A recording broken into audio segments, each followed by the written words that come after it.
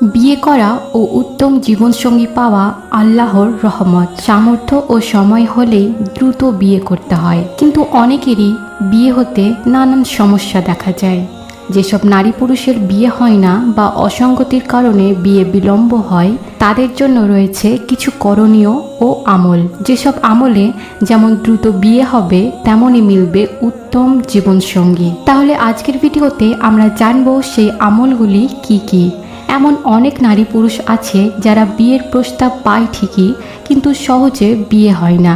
আবার এমন অনেক নারী পুরুষ রয়েছে যারা বিয়ের প্রস্তাব না পেয়ে পুরোপুরি হতাশ হয়ে যায়। তাদের এই আমলগুলো করার জন্য প্রাথমিক কিছু করণীয় হলো গুনাহের কাজ ছেড়ে দেওয়া, সব সময় ইস্তিগফার পড়াকে আবশ্যক করা, আগে নিজেকে দিনদার হিসেবে গড়ে তোলা, আল্লাহর কাছে বেশি বেশি দোয়া করে নিজের মনের একান্ত চাওয়াগুলো তুলে ধরা, কেননা দোয়া ছাড়া ভাগ্য পরিবর্তন হয় না। হাদিসে পাকে নবী সাল্লাল্লাহু আলাইহি ওয়াসাল্লাম বলেছেন, দোয়া ছাড়া ভাগ্য পরিবর্তন হয় না। এইগুলো হলো আমলের আগে কিছু করণীয়। এবার বলি দ্রুত বিয়ে কিংবা উত্তম জীবনসঙ্গী পাওয়ার সেই আমল।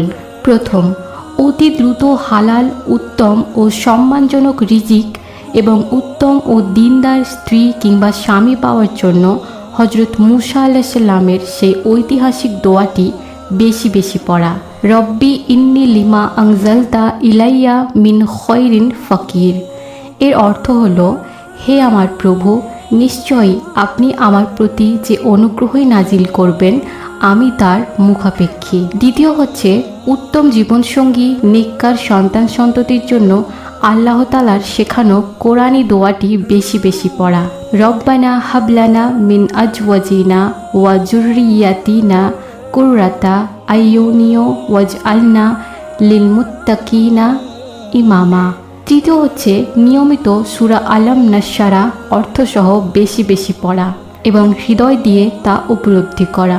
আমি সেই সূরাটি ডেসক্রিপশন বক্সে দিয়ে দিয়েছি, আপনারা চাইলে এখান থেকেও পড়তে পারেন।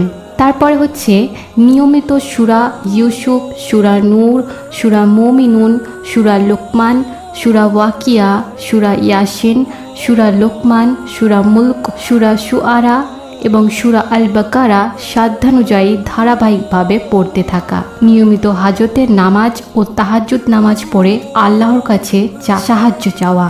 বেশি বেশি গোপনে দান সৎকা করা। কখনো হতাশ হওয়া যাবে না। আল্লাহর ওপর অবিচল আস্থা ও দৃঢ় বিশ্বাস রাখা। আল্লাহর সাহায্য চাইতে থাকলে তিনি বান্দাকে সাহায্য করবেন। 3 ব্যক্তিকে সাহায্য করা আল্লাহর কর্তব্য হয়ে যায়।